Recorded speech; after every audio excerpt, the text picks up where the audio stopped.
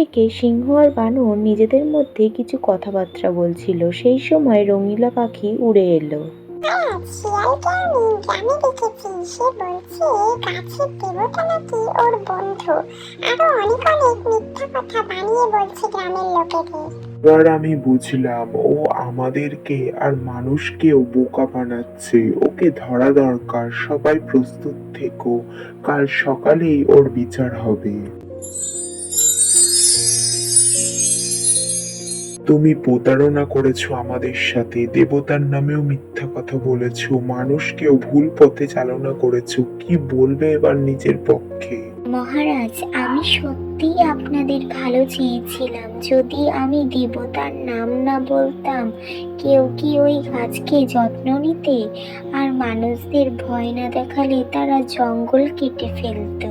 তোমার বুদ্ধি খারাপ ছিল না, কিন্তু উপায় ভুল ছিল।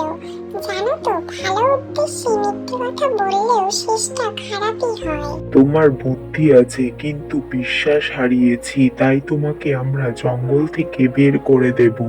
যাও, নতুন জায়গায় গিয়ে সত্যি ভালো কোনো কাজ করে দেখাও। মহারাজ, আমাকে আরেকটা বার সুযোগ দিয়ে দেখো।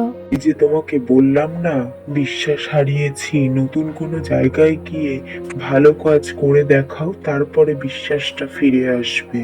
মহারাজ, আজ আমি বুঝলাম বুদ্ধি দিয়ে যদি সৎ পথে না চলা যায় তাহলে সে অভিশাপ হয়ে ফিরে আসে। কথা বলে শিয়াল ধীরে ধীরে জঙ্গল ছেড়ে চলে যায়।